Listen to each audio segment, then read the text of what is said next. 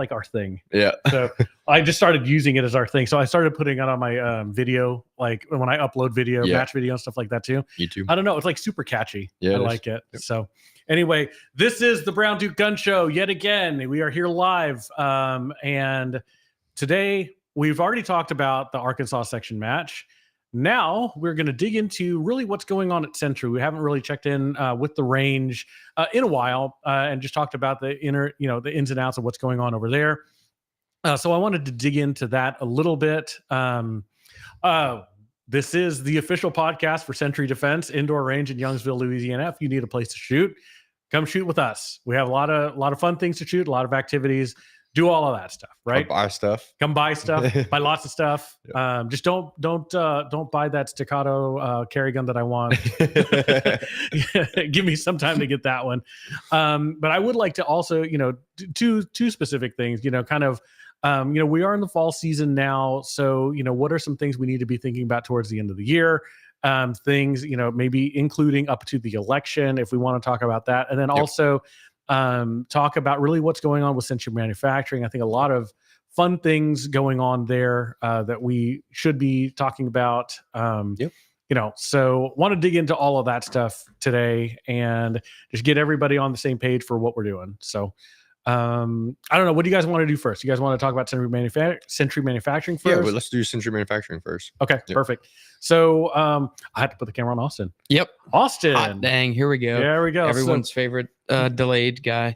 Yeah. So what's the main thing right now, right, is I know the last time we talked was that you guys were putting together, or you just got the deadlocks in, started putting those putting all the parts together, right? So where are we? How close are we? Yeah. So I think the last we checked in, we had got like our first small batch. So we had like an expedited small batch for us to send to some influencer personalities as well as some agency entities that were requesting some samples. Mm-hmm. So unfortunately, no like public sales that from our last batch, but we are about a week and a half to 2 weeks away from distribution. So all of our deadlock products are currently on sale on our website, www.sentrymanufacturing.com. Mm-hmm. You can go and buy your deadlock right now. And it'll say in the description that we're about 2 weeks lead time for shipping. So I would 100% recommend, if you want one, to go and buy one off our website, mainly because the first order quantity is very limited. We're kind of gauging how sales are going to go. So we committed to a certain volume months back as far as our first order goes. Yeah. So it's a lot smaller than we probably would like it to be in the events that have transpired in the past month and 2 months ish. So I am anticipating that these units are going to go very, very fast. Mm-hmm. So buying one right now will secure your unit. We will have them for sale at the shop, but again, it's like if you want to get your hands on one, make sure to go buy one right now.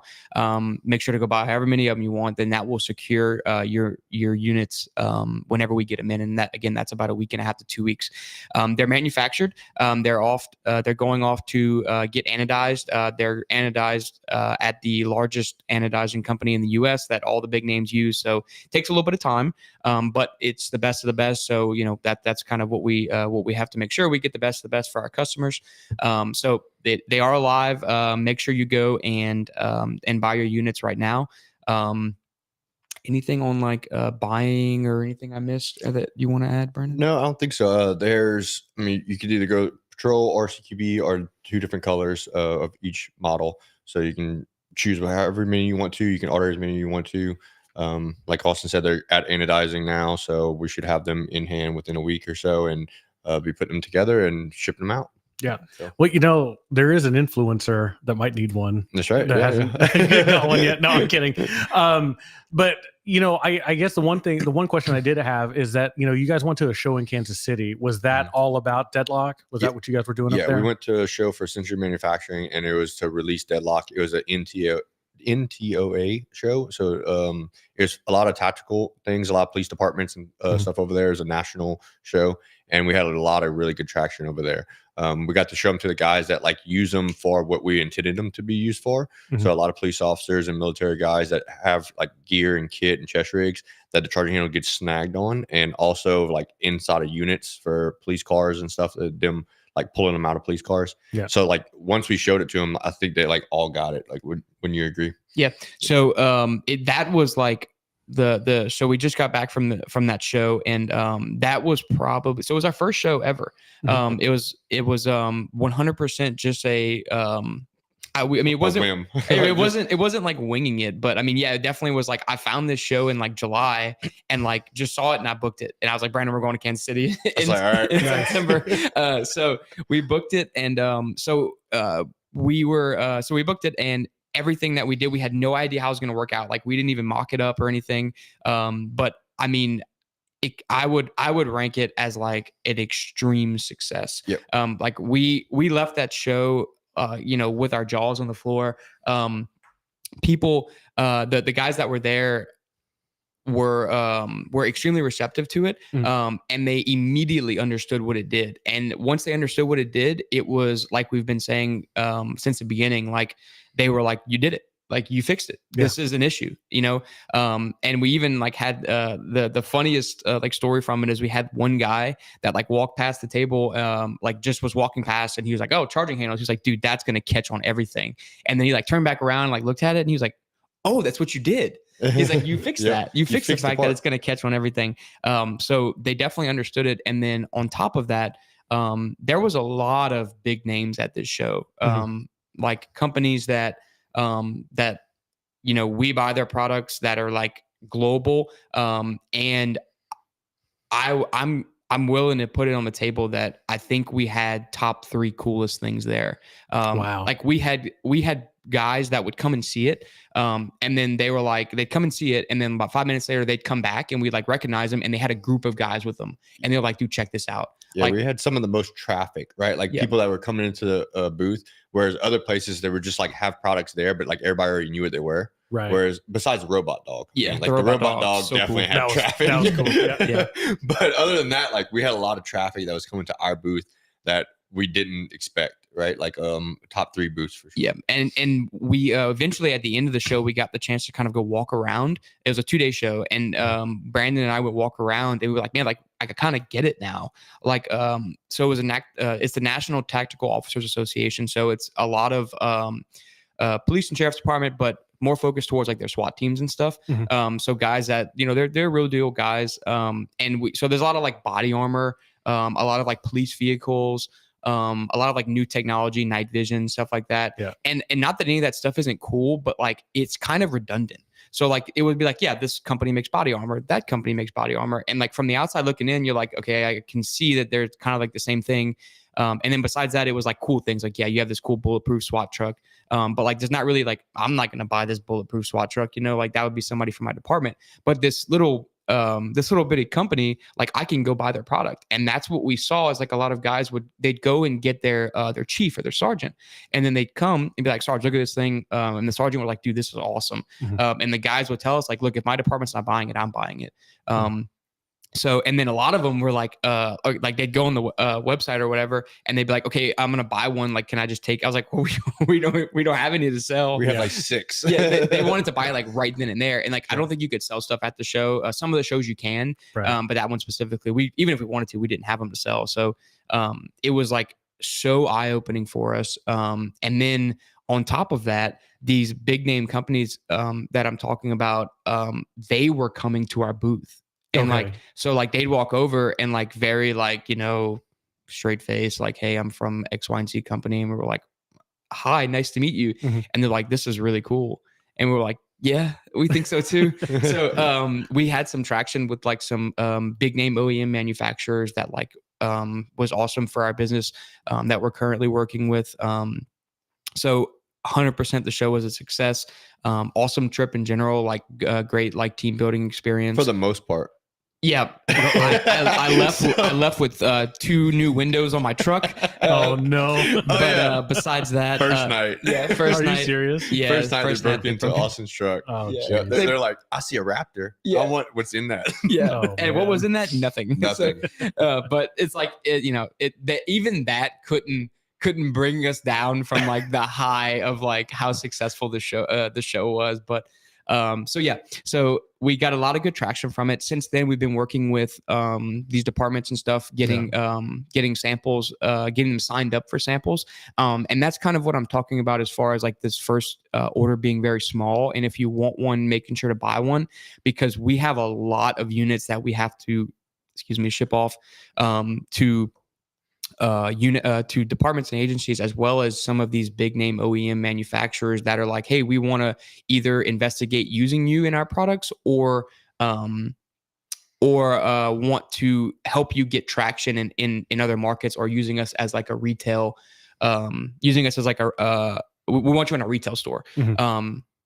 So I mean, extreme success. We ended up giving or selling some units to some of these big name manufacturers that were John. So, yes, John. Yeah. That was our selling point. And then on the second one, yes, he does get broken into quite often. Yeah. That was the third time that my truck has got broken into. So I told him after that time, I was like, dude, I'm going to buy a Honda Civic and I'm driving this to shows because I'm so tired of my truck getting broken into. Well, I do have an order ready for a Cybertruck. Yeah. And they do have very difficult to break windows. That's what I hear. And then so at the show too, they had a company that makes bulletproof windows for vehicles. And me and Brandon were walking around. I was like, dude, I'm about to go talk to them and get some of these bulletproof windows. If we get a Cybertruck, we're definitely shooting it. Yeah. Like, that was number one. We're gonna shoot it with 9mm and we're gonna drive it all around Lafayette. 9mm, we have a 100%. Barrett. Yeah, but it's gonna go through the Barrett. I want it to be like just dense to where like people was like, oh look, they actually shot it and it worked. Right. Oh man, dude, So- how much publicity could we get? A bunch. We get the Cybertruck, we put We're a gonna big wrap it. Sentry on it, we put Yep. Sentry manufacturing, Yep, that's right. And then, like, Brown Brown Duke- ammo, Brown Duke gun show. Yeah. label the dents like Yeah. 380, 9mm, 45. That is Label so the cool. dents. 38 Super Car. Yeah. There's 2, it's a double. Yeah, this is a double. We couldn't shoot one, we had to shoot 2 of them. Yeah, that's right. That's right. It had to put them like Yeah. right one on top of the other, That's right. kind of Ding. thing. Yeah, exactly. And then we could have an arrow pointing this way, Mike. Yeah.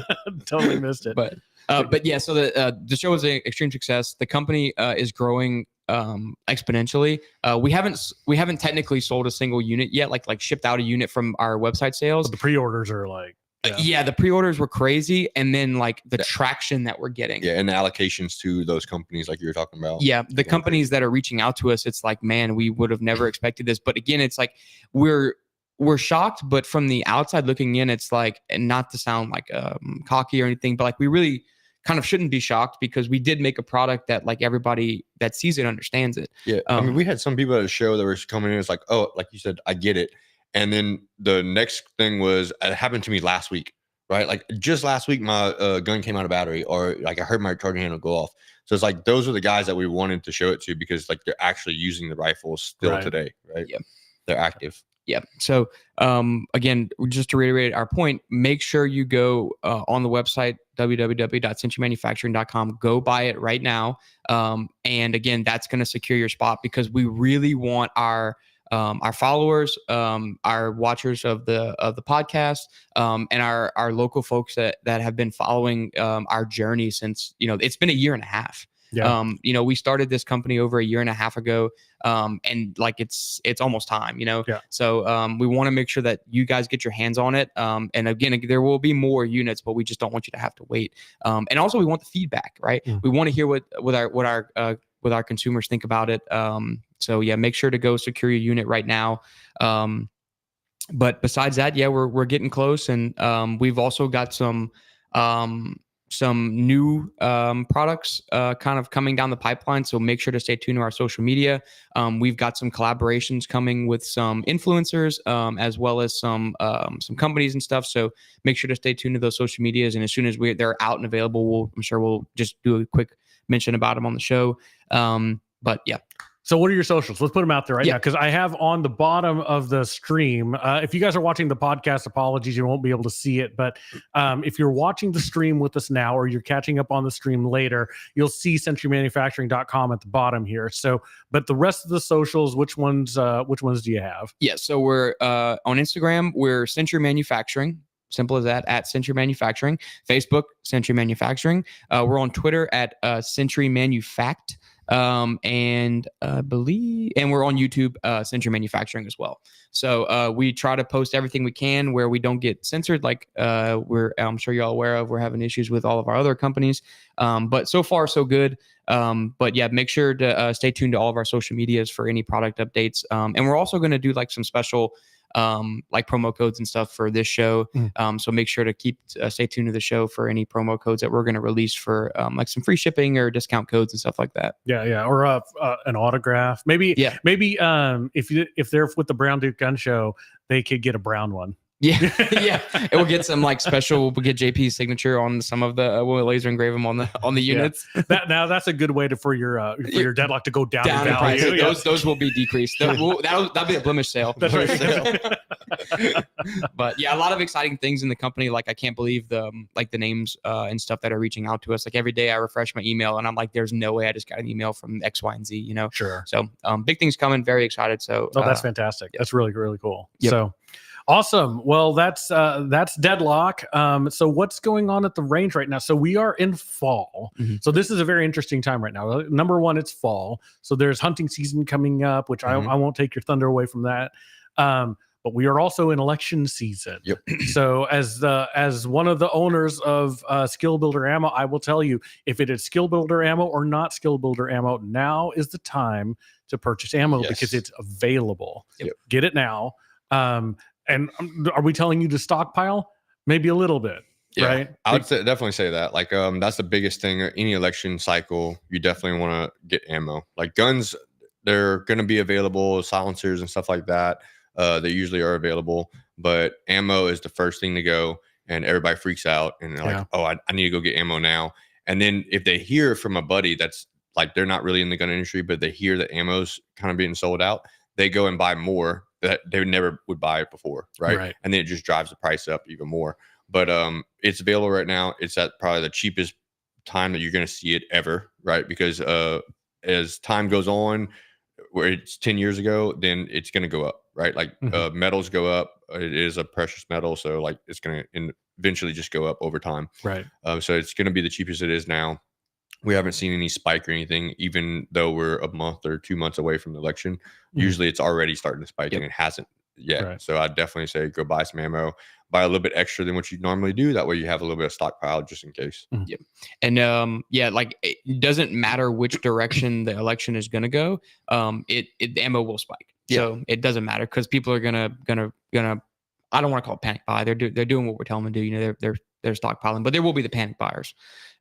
So make sure to go stock up. Yeah. The thing that people didn't know, like whenever Trump was in office, the metals actually went up, and people didn't understand why. It's because he put a tax on incoming metals into the country. Yeah. Right. So commodity like most prices, commodity prices and it's great for our country because what happens is it makes us use our metals before importing someone else's metals and paying them for it. Right. Because then it's the same price. So it's like all the money stays in the U.S. and we keep supporting ourselves rather than China or whoever else it might be. So China. So what ends up happening is like all the shell casings and everything else, like all that lead and all that, it gets melted down and then shipped to China typically. Right. Well, whenever he started putting all those taxes on it, they're like, well, we're not going to ship it off. We're going to like keep it in here. Right. And we'll do all the smelting and all that other stuff here. So all the prices went up because of that. Right. And it was better for our country, but it's not, if he wins, then ammo prices are going to stay the same. Like, no, it's going to go up. And if the other one wins, then it's going to go up for sure because, you're trying to take it away. Because there's a war on ammo. Yep. Yeah. Exactly. So, looks like we have a comment here from John. Thank you for all the comments, John, for both shows. But yes, need to come tune up at the range. You sure do. And in fact, you should probably come on Thursday night and shoot league night with us. Just putting that out there. That'll be a good one. Drone control. That's funny. So I guess so that's ammo. I think, you said that, Austin, you said there aren't going to be many panic buyers from our crew, from our range, but we are the minority in the shooting community that a lot of us are active. We practice, we do all that stuff. So we know we're plugged in. We know that ammo is going to go crazy. For those of you watching, other people will panic buy. Yep. And I think the vast majority of people who are gun owners, and maybe if they're not, right, they will panic buy, right? Because they're going to start to see, prices go back up to the 60, 70 cents a round. Yep. And, some people will view that even just as an arbitrage opportunity. They're going to see, oh, well, I can buy it at 40 and sell it at 60 and they were doing that kind of stuff. Yeah. Remember that at COVID? Oh, they would go to Academy and buy boxes and sell it on Facebook. And primers. Yeah. Primers. Yeah. Well, they would on Gunbroker too. Gunbroker was the worst. Oh, yeah. You'd see people sell it for like $1.50 a round or something. It was like that. 300, 1,000, I think it was on Gunbroker for primers. Yeah, just for primers. Terrible. I remember. I was like, I can't believe people are paying that. Yeah, 300 people. Austin. I got a deal. I was like, dude, I found primers. I'm like, yeah, no. They found you too. Like, dude, I got 10,000 primers and I have a new mortgage on my house. But yeah, so the ammo is the first thing, and we're also starting to see as we creep closer to this election season, we're starting to see a lot of first-time gun buyers. It's starting just in the past 3 weeks, we've had probably 10 private lessons of first-time shooters as well. Perfect. And most of it has been either husbands or dads bringing their children or wives, or the combination of two, being like, we don't know what's about to happen. We want to get them a gun. We want to get them fitted for a gun. And I want you to teach them how to shoot. Yeah, absolutely. So, it's a great thing to see. But we don't want it to get to the panic mode where we're having hundreds of people a week. So now's the time. Go buy your guns, buy the ammo for the guns, and get your people tuned up. Yeah, actually, and I want to put this out there because a lot of guys in particular, not usually women, guys, are for one reason or another, they just assume that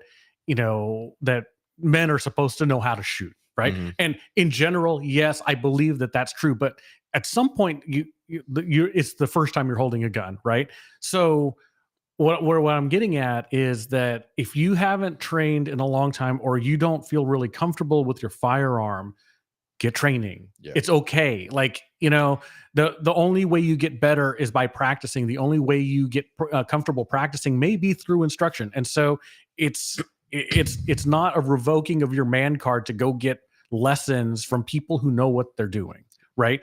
Do that. Be safe. Learn how to be safe with this firearm. Last thing we want to do is get out there and you're going around. You got the finger on the trigger. You don't know why that's a bad thing, right? So let's get training. Yeah, right? Everybody thinks they know how to shoot until they meet someone that really knows how to shoot. Yeah, right? And then they're like, oh, there's a whole nother thing about this.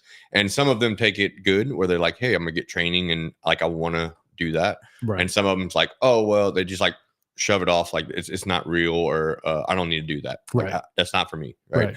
But it's just like martial arts. You take martial arts before. Mm-hmm.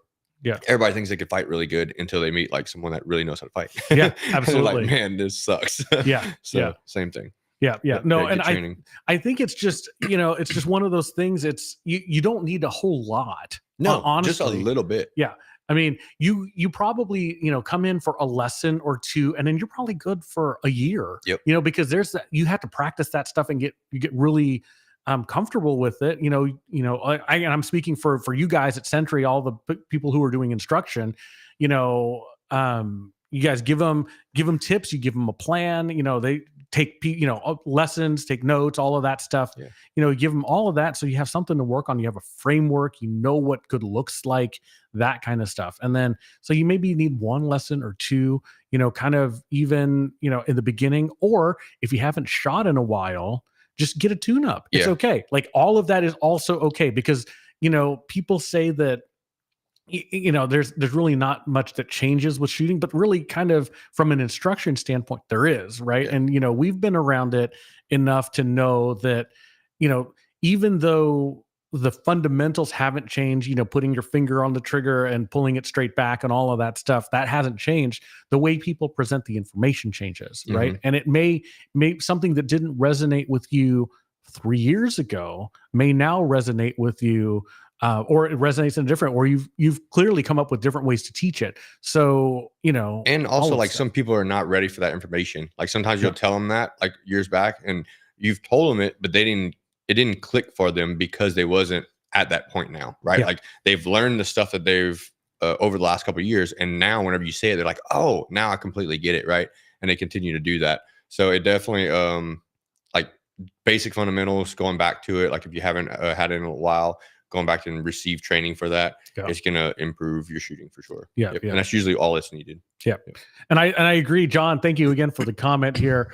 Your concealed carry class is not training. Your concealed carry class is to show proficiency in some level of proficiency that that you can hit a target, but also it's to teach you about the law. It is not designed to teach you how to shoot a handgun. Right. And we reiterate that in our concealed carry class, that like this class is to help you get your concealed carry permit. It shows that your proficiencies with a firearm in being able to manipulate it. But we reiterate the fact that this class will not teach you how to defend yourself. Right. You need to further your education as far as training, whether that be like with an actual like pistol course or come get a private lesson. Like the one that I did recently where it was like a big family. Like, again, I want to reiterate that point to them that like, I'm going to teach you how to manipulate and be somewhat proficient with a weapon today, but this is not teaching you how to 100% defend yourself. Right. You can use the tool, but you can't play the game. Right. So speaking of playing the game, if you're training, if you're starting to learn how to use a firearm, you've gone through one of these classes, like a very fundamentals class. And I always say it, and a lot of times it's joking, but really it's at some level it's really serious. Come shoot league night with us. Come shoot. And if you're not in our area, go find a USPSA match or a practical shooting match, hit factor, IDPA, it doesn't matter. And a lot of folks get intimidated by competition in a way, but what it is, like, you have to reframe it in your mind for, you're not trying to win the match. You're going out there to practice, and it's not just practice. It's different than practicing in a booth. Right. Mm-hmm. Standing in there and having just one lane, and you put a target out there and say you're even on a timer. Let's just assume best case scenario, you've got a timer, you're drawing from holster and you're timing yourself and you're trying to improve. Right. When you go to something that's a practical shooting, scenario, and those scenarios change, it makes you improve. And in fact, you will greatly improve over the first 6 months of your practical shooting journey. And if you never win a match, it doesn't matter, because you have become so much more proficient with your firearm that it's, and we've gamified it, right? Yeah. You don't even know you're training in a sense, but you are. Yeah. Like you do, like dealing with stress or dealing with adrenaline, right? Because like you can say what you want about like, oh, it's not the exact same. It's not, but like you're dealing with some type of adrenaline, because whenever you go in front of everybody else and you're shooting in front of everybody else and everybody's watching you, you're like, well, now I got to make sure I perform these on demand. Right. And it also helps you like move around with the gun. Like people are just more comfortable with the gun just because they have to move from box A to box B. Yeah. Like it's amazing of how people go to a shooting range, and the second that something happens, they want to turn around with the gun. Right. Yeah. Because they're just not aware of the muzzle. So at the minimum, it's going to teach you how to not do that. Right. Yeah. That's what I was about to say, is like great minds think alike, that USPSA is like one of the closest things that you can do to get to like that, when like, the timer goes off, like not everything, but for like a newer USPSA shooter, like most of your training is just like, whoop, there it goes. Yep. And you're solely relying on muscle memory. Like we have a good friend that does a lot of tactical training, and then just started recently shooting USPSA.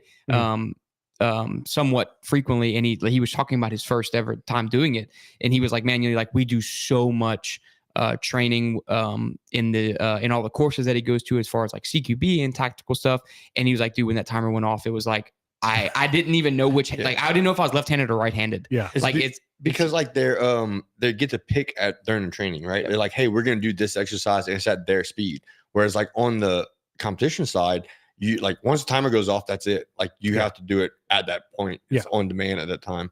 Right. And a lot of times they can't remember all their training about it. And it also shows you the flaws, right?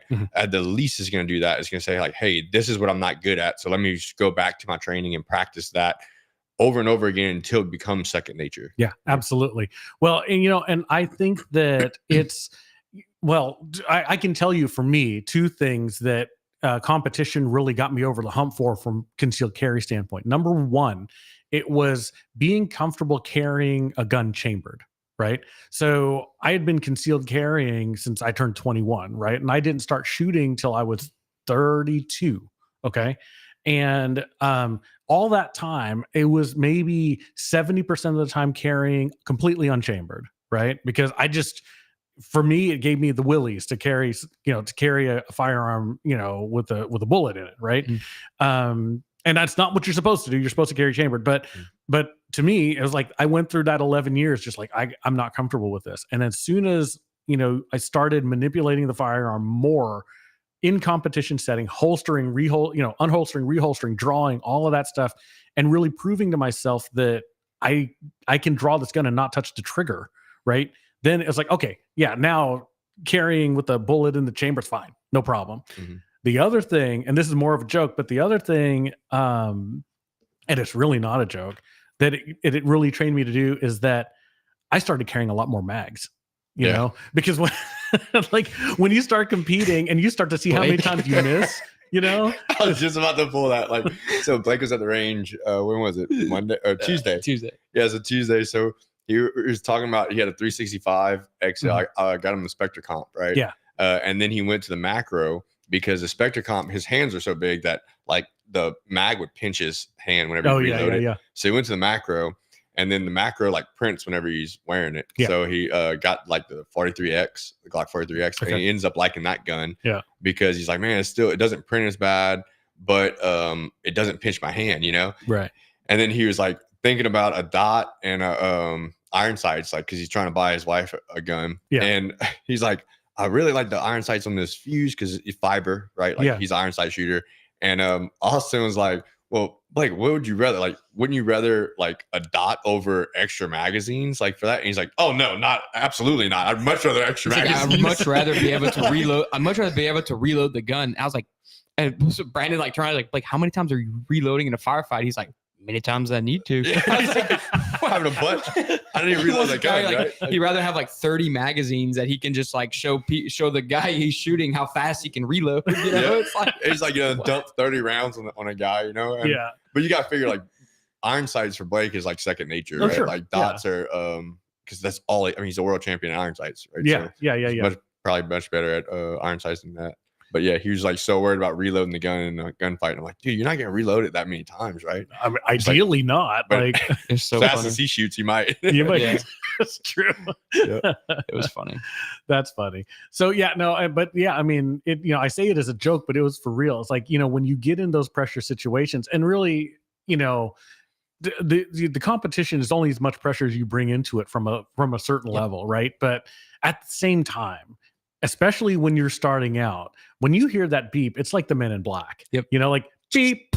Yep. What just happened? And that is a good, and in my opinion, it's a good simulation for like when you don't know you're gonna have to draw your gun and do something, right? And and I knew at least at that time that when I drew my gun and I was under stress and trying to hit a target under a certain amount of time, I was missing a lot. So I was like, okay, I need 2 more mags. And like I don't some people say like, oh, why would I practice that? Because at a time like that, all of it goes away. And it's like, no, you practice it so much and you focus on it so much in practice that it becomes second nature that you don't even have to think about it. Yeah. Right. Like that's why we go to the range and practice fundamentals over and over again, because whenever the timer goes off, I'm not thinking about my front sight, but my eyes are on it because I've done it over and over again. Yeah, a million Right? times. That's why Yeah. you do. That's why you're training. Yeah, I remember like my first real experience of like training was when I took Max's class, like right before we started together working. I mean, that was like the first time ever. Like Brandon had to bring me like I was concealed carrying, right? But like I'd never really practiced and everything. But like Brandon had to bring me like a USPSA belt and everything. And then like the first like actual like 3 targets in a box, and then move to another box and shoot like 2 targets. Like the timer went off, and it was like pop, pop, pop, pop, pop, pop, pop, and then went to the next box and like pop, pop, pop, pop. And I was like, whoo, man. I was like, so Max like walked up behind me, and there's actually, I have a picture of it on my phone, and it's like one of the funniest pictures. So like, I'm just standing there, and Max is like behind me in my ear, and he's like, how did that feel? And I was like, man, it felt really good. Like it was really fast. And he was like, awesome. You didn't hit anything. Yeah. There's supposed to be 2 rounds on each target, and you might have shot like 1 round on 2 targets. Yeah, dude, he was like, he's like, so he's like, what did you see? Like, what did you see your dot doing? And I was like, dot? I was like, I never saw it. He was like, that you didn't hit anything. It sounded really good though. Yeah. Oh, it was like, really like 3 targets never stopped. And then dude, he was like, yeah, he's like, that was really fast. You didn't hit anything. Yeah. And I was like, it's like, you have to slow down. Like it was good for the Instagram. Yeah. It was like, I think I did end up posting it, and I was like, oh, great class. Like targets already all like shot up. You couldn't see. Man. All blurred. Yeah. That's amazing. Yeah. He was like, I remember him telling me, he was like, your split times are like half of Brandon and I's. He was like, you can't hit anything like that. I was like, and then we went to shoot the match that night, and then like I remember like as the class went on, like I got like slower and slower, and like it was much better. And then the class, we went shoot my first ever USPSA match that night, and everyone was there because Max was coming. Sure. So so then that timer went off, and like same thing, like pop, pop, pop, pop, pop, pop, like ran through the stage, and like I was like probably heart rate of like 140, and then they start like counting it off, and then all of a sudden I'm wondering who this Mike guy is. Why did you say Mike? Who's Charlie and who's Mike? Because I shot it. I don't know who Charlie or Mike is, but I shot that stage. And then like I remember like I was looking at the targets down range, and then like I turned around to like walk back into the crowd, and then like I turned around, and Max was just standing there, and he's just like, it's like, sorry, we just went over this. Yeah, it's like, I'm sorry, I forgot everything you taught me today. Yeah, but yeah, so like it definitely is a extremely as close as you can kind of get to like that real world experience of like forgetting everything, and everything goes to muscle memory, right? Yeah, but I think part of it too is as you get trained up with shooting, matches, it's like what Brandon said. It's just at some point you don't think about the marksmanship anymore. Right. It's like you can look at a target and know you're going to hit it. Right. Because what we're doing, as you progress in shooting, you'll start to think, okay, how am I moving out on this target? How am I, exiting? How am I entering this position? You don't think about the marksmanship anymore. You just assume that the marksmanship is going to happen. Yeah. Right. You shouldn't be thinking about any fundamentals. Like if you are, then like you're way behind. Then you shouldn't think about movement at all. Yeah. Like, okay, just get there and shoot the thing. And the only way to get there is to make sure that you practice it enough, right? Like if you're beginning this I guess walking this path, like you have to think about that stuff first. Yeah. Right. Like once you've mastered it, then and there's no time there. Like I can't tell you like, hey, in 3 months, you're not going to think about that now, or it depends on like how much time you're going to put into it. Right. So how many reps, and you're going to gauge that. So whenever you start thinking like, hey, I don't even have to like worry about my trigger press and like all my shots are there, then okay, now you can start thinking about other stuff. Yeah. Right. Yeah. You're going to gauge that yourself. Yeah. And I would also recommend at some level, you have to have good fundamental gun handling. Like you're not going to, if you can hold the gun and not shoot yourself and not accidentally press the trigger, right? Yeah. Then you're ready for a match. There's no level of training that you can do beforehand that will prepare you to shoot a match, right? Like you just dive in and do it. Right. Like because I always hear that too. It's like, oh, I'm not trained up enough. It's like, you're never trained up enough. Never, Yeah. No matter who you are, you're always going back into training. And like, that's why you shoot a match, is to where you can tell yourself, this is what I need to practice. Yeah. Right. Like you learn what you need to practice at the match and you go back and practice it. For sure. So cool. Yeah. So that's, I mean, of course I can't go a podcast without talking about going to USPSA and shooting our league night on Thursdays, 5:30 to 5:30 or 6:30, depending on when you can come in, and the second Sunday. Anyway, but yeah, so that's what's going on with, I guess, ammo. We're getting back to ammo. Buy ammo, train. Buy ammo basically so you can continue to train during the droughts. Yep. Right. So, but I guess now it's hunting season too. So that's another big thing. So what should people be doing? So like hunting season, we see it every year. Like last year, did we sight in 600 rifles between September and January? So 600 rifles from September to January just for hunters. Like, and a lot of times it's guys that we've already sighted in their rifles. They're just coming back to check it. So like once a year, right before hunting season, instead of going to the camp and doing it to where they have to worry about getting there on time and doing everything, they come and drop off their guns. Like, hey, just check them. And we'll check them, and like 1 or 2 shots, like, yeah, it's still on from last year. You're good. And sometimes we find that they're not, right? Like they either dropped the gun or did something last hunting season where riding around in a four wheeler or something and the scope knocked loose, and then we have to re-sight it in, right? Yeah. So come and drop off your guns if you want to do that. You can drop them off one day. Try to do it like earlier in the week. So like if you're leaving on Friday, don't come on Thursday and be like, hey, like I'm leaving tomorrow or I'm leaving this afternoon. Right. I need you to go do it. Like, some days we might be able to get it done, but some days we might not be able to. Like some days we have 20 something guns come in to sight in, right? Like that's so many of them in order to do that. So try to get ahead of it. Like if your hunting season starts in 2 weeks, like come do it now, right? Like drop off the guns, let us get to them, sight them in, and we'll call you whenever they're ready, and you can come and pick them all up.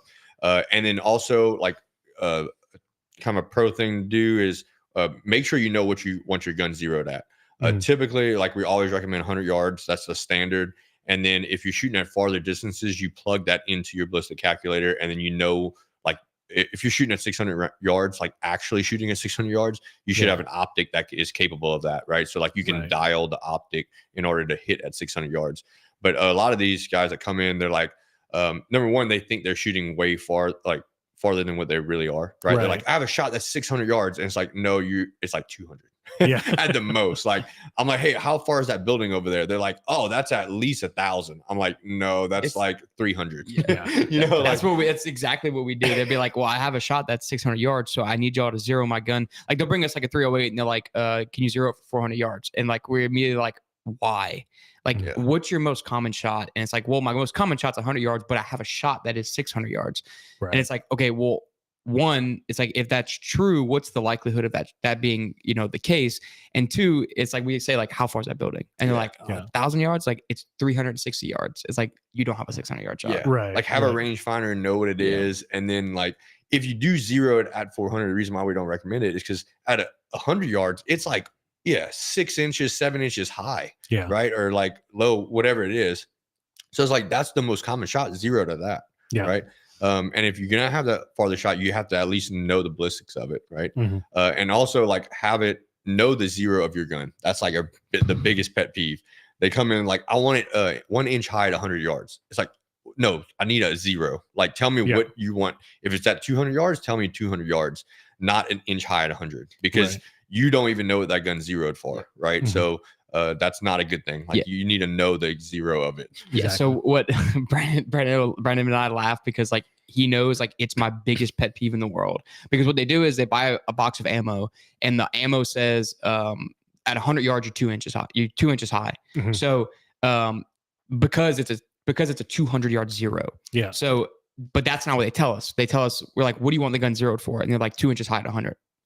What do you want the gun zeroed for? Right. So the funniest story of this is we were hunting in Mississippi one time, and one of my buddies, so like it's my biggest pet peeve in the world when somebody tells me their gun is zeroed for 2 inches high at 100. It's not zeroed. You don't know. You don't know what it's zeroed. You have no at. idea where it is. So we were hunting in Mississippi, and he shot a deer, and at the end of the day we went and it ran off. So we're tracking it. We tracked it for like 3 hours in like these Mississippi like briarwood patches. So so like we're wearing like Sitka, and it's like $600 jackets that are torn to shreds in these briarwood patches with these like little bitty drops of blood for like 3.5 hours. The guide wanted to give up, but we were like, no, like we're gonna find this deer. So like eventually like we're gassed, and I'm sitting there breathing. I'm like, dude, so like where was it when you shot it? Like we're turning around trying to retrace our steps, and I'm like, how far was it when you shot it? And he's like, I don't know. It was probably like 250 yards. And I was like, well, where do you think you hit this deer? Like, what is your gun zeroed for? And he's like, my gun's zeroed for 2 inches high at 100. And like middle of this briarwood patch, I was like, what?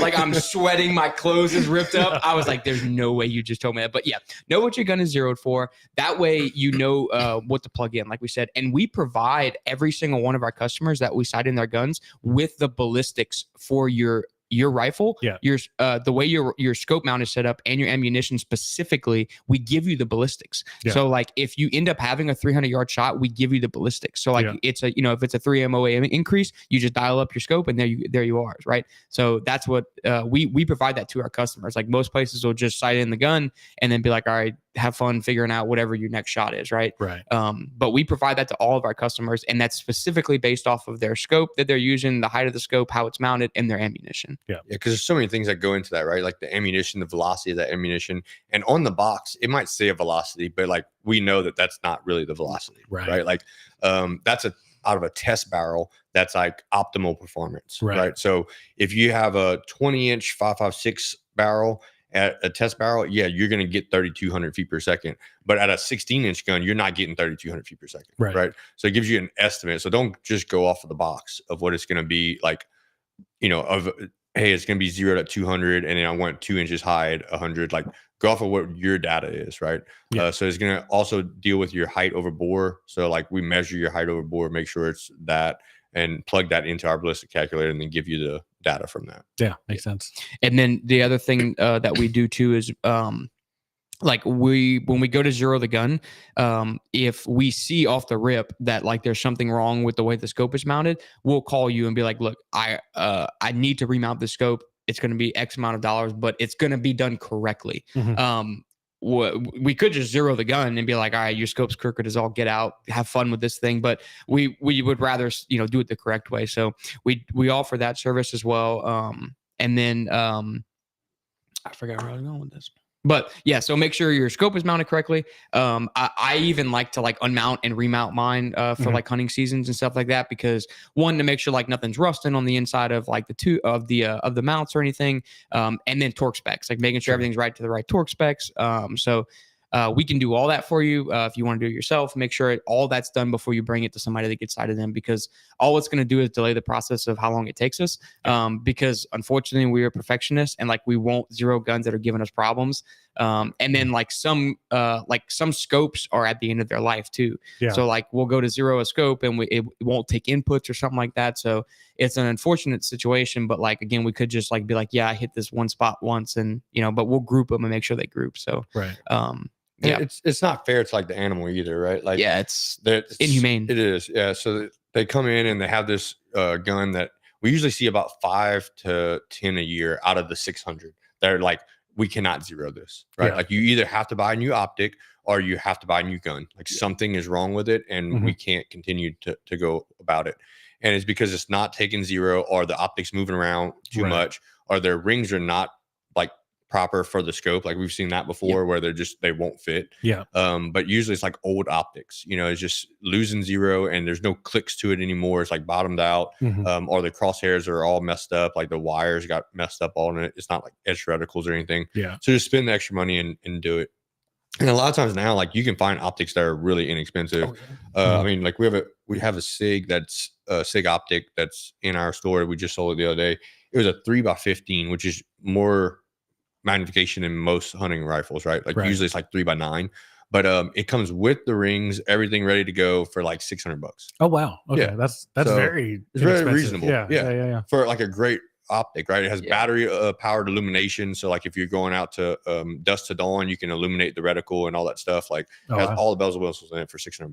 That's like, nice. Just get that and throw away the old Leopold or Nikon that you have that's like 20-something years old. Sight mark. Yeah, sight mark. Sight mark. That's another thing we pellet see. Gun scope. Yep, we see a lot of that. Like they'll buy optics off of wish.com or like Amazon, and they buy like airsoft optics. Oh, right? Geez. And they'll come in and like they hand tighten the screws because they don't want us to mount it because like it costs to do that.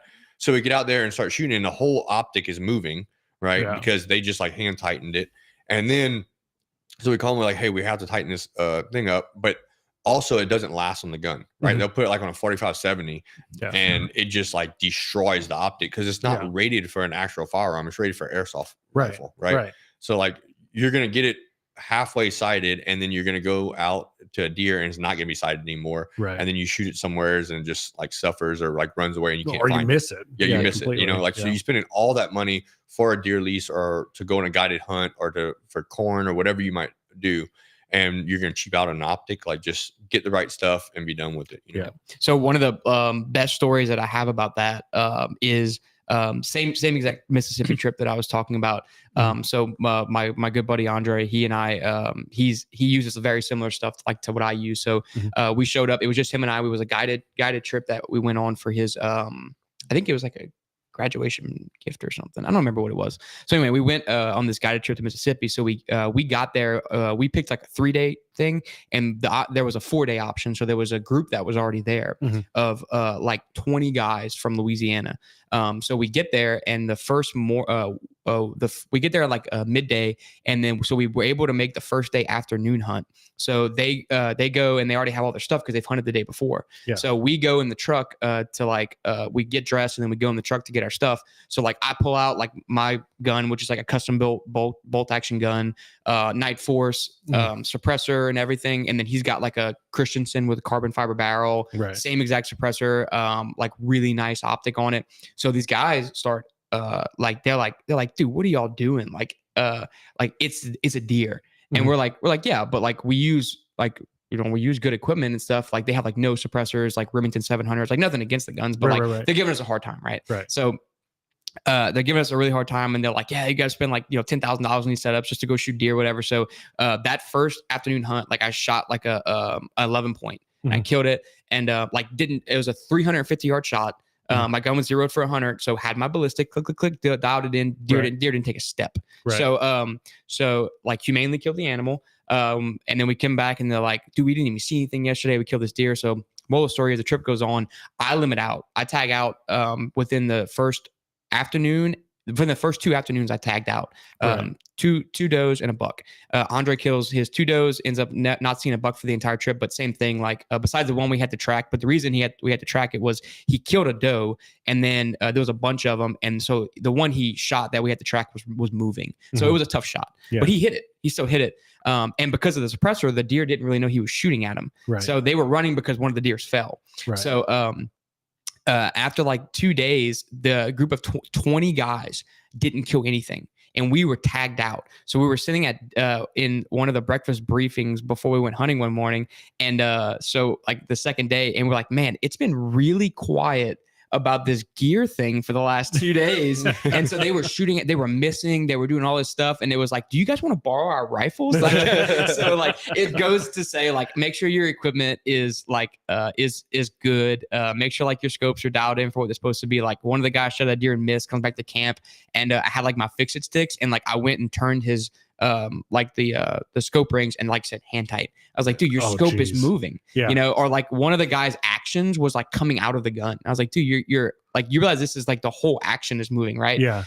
So it's like, it goes to say, take care of your equipment, make sure it's good equipment, and good equipment doesn't necessarily mean it's expensive. Like we just talked about the SIG scope. Like the SIG scope is a really awesome for the price. And then like rifles, like a Remington, well, they don't really make Remington. Like a Tikkas, like Tikka T3s are like great options for like $300. Yeah, and Dalton was saying the other day, like he sighted one in 2 days ago, and he was like, dude, Tikka does it again. Like hole in a hole, you can't even tell it's 2 shots, and it's like a $400 rifle, and the triggers are great. So it's like for Savage for $900 you can get a Tikka.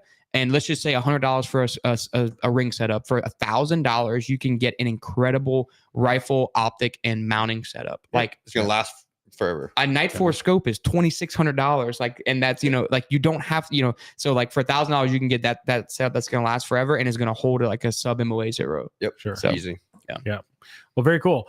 I guess that's getting your gear set up. I guess the question I would have is that are there any situations where you would recommend, like between hunts, that so we just went on a hunt, done, boom, you know, and this is coming from ignorance. Clearly you recheck your zero, but would you ever recommend bringing it back in? And in what situations would you recommend bringing it back in to get re-zeroed? Yeah. So people like come in, if they like drop the gun, like from a tree stand, or if it falls off of a pliers or something like that, they'll come back in and say, hey, I want to check the zero again, get you to do it. Or if it's gotten like fell in the water or something to get like cleaned. Got it. So they'll come in like with shotguns or something that they dropped inside the water, or even rifles, and they'll get us to clean them all while they do that. Yeah. And it just depends on the hunt too. Like a different hunting trip that I made last year, we hunted some like public wildlife reserve land. So we hiked like 20 something miles every day. So like I had the gun slung on a pack. So like at the end of that trip, it was like, yeah, after all this walking, like it's a really good scope. It's 9.4 scope, but yeah, it got banged around. Like maybe there's a chance that like one of my turrets got turned or something like that. Like, so like when I got back from that trip, I would definitely recheck the zero. So if it depends on your hunting conditions, like if you're beating the hell out of your gun, which hopefully your optic and your gun are set up to where they can survive that, just if you have the time, recheck the zero and make sure you're stocking up on the ammo you're going to use too, and consistently using the same ammo, right? And make sure your ammo brand is reputable. There's a lot of really good ammo brands, and like I'm not really biased towards any of them. Like there's no ammo that somebody will bring me like that's like actual name brand hunting ammo that I'm like, you know, I'm not going to shoot this because X, Y, and Z. You know, if I've never heard of the company, I'll probably tell them like, look, maybe go buy like some name brand stuff. But like if it's like, you know, Remington, Hornady, any of that stuff, like it's perfectly fine, but just be consistent with it. Like we get calls. One of the most common calls we get about zeros is like, hey, I'm shooting 165 grain Hornady SST out of a 308, and I want to go to 180 grain SST out of a 308. Will my zero change? Absolutely. Like you might not see it at 100 yards, but you're going to see it past that. So definitely get your gun re-zeroed. Right. So at least let us give you the paperwork for the new zero, you know? Yeah, for sure. So, okay. Well, I think that's cool. That's zeroing your hunting rifles. A different kind of a tangent subject here, but I think, you know, one thing as you're preparing for fall, change the batteries in your optics. Make sure you guys do that. You know, a lot of times I'll say like birthday and Christmas, you know, but if your birthday's close to Christmas, then pick a different day. I guess you could do like Independence Day and Christmas or something like that. We usually make a post for on Sentry Defense's Facebook page at the beginning of the year. So like for January 1st, New Year's. And then like July 4th, we usually make a post saying like, hey, change your batteries and optics. Like make sure it's just a reminder. Yeah. And then change your batteries and your hunting equipment too, like rangefinders. And if you have like binoculars or something that have rangefinders built in, if you're using like a scope or like a thermal that has batteries or something, make sure you're changing them, make sure you're charging them, because again, it can all play into that. Like if you end up having a longer shot, you can end up making like an inhumane shot because you don't know the distance, stuff like that. Very good. What else? What other things do we want to mention? John had a question. Do y'all use race gun holsters or duty type rigs? We use both. For USPSA, we use race type holsters. That's usually what we do. But then if we're practicing like concealed carry stuff, then I'll use concealed carry rigs. Or if you're practicing with a rifle, then I'll have like level 2 style, like Safari Land holsters. And we have law enforcement personnel that shoot a USPSA, which is so awesome to see. And they get a lot out of it. So they'll use their duty setups, which is awesome because they're training with the gear they're going to carry. Yeah. I mean, you'll see the guys that come in, they'll come straight from work. Yeah. They have handcuffs on their stuff while they're shooting a stage, you know? Yeah, absolutely. And they're med kits, you know, everything. Love it. So love it. So yeah, whatever gear you have, come in. If you don't have gear, come in, right? Because we can either let you borrow gear or you can just shoot out of your shooting box. Either one's like your gun case. Either one's fine. So don't let the lack of gear scare you away from shooting USPSA. No, so. I didn't have any gear. I borrowed your gear for like 2 years. Like an old Glock 34 that was like beat to hell. And a belt that didn't have Velcro on it. It had a zip tie. Remember that? Oh yeah, for sure. So anything else? What else you guys want to give the folks here as a fall maintenance checklist? I mean, we've talked about a lot of stuff already. Normal maintenance stuff applies, but I think change your batteries, get your hunting gear set up and ready to go. It is hurricane season, or it's probably worth mentioning here. It's hurricane season. So get not just your go bag ready and stuff like that, but also you may want to look into getting some food, or like dehydrated food or whatever set up. I just got a case of MREs in like 4 days ago. Just because like when that second hurricane formed, it was like, all right, I need to restock, and like I have some, but like I need to go through them, and those things do last forever, not forever, but they do last a pretty good while, 25 years or something. So but I still cycle them out and stuff like that. But yeah, I'll bring those on like hunting trips and stuff too. They're awesome for that kind of stuff. Yeah. Well, you can even get, like, I saw them in Costco now. You can get like a 50-day pack. Yeah, like in the buckets. $70 or something like that. Yeah. So, pick one of those up. You won't have to think about it again for the next decade, or whatever. But it may be another thing to think about in the fall, especially if you're down south where we are and hurricanes are a fact of life. That'd be another thing to think about. Yeah. And then last thing on the ammo topic too is that speaking of skill builder, we'll hopefully soon be having some 5.56 skill builder available, and we'll find a way to get that online. I think we can do that. So make sure stay tuned with well, I'm sure we'll post it on Sentry Defense and Sentry Manufacturing, but we're gonna get into the 5.56 5.56 world. Yeah. 5.56 world. We've been putting it off for a long time, and the demand has grown such that we now have to answer the customers, appease the people. Absolutely. Yeah. So, and we will have Sentry Prime, the hollow point ammo, like 9mm hollow point ammo. That should be ready next month. Yeah, for sure. Okay. Well, gents, thank you. I think I think we've covered a lot of bases. We've been going for about an hour now on this one. Cool. So, thank you all. I think the thing I'll leave people, we set this up. We didn't do anything with it. Oh yeah. I'll leave people with the picture as we do our outro. Yeah. So, real quick, I guess, again, we mentioned it in the last show.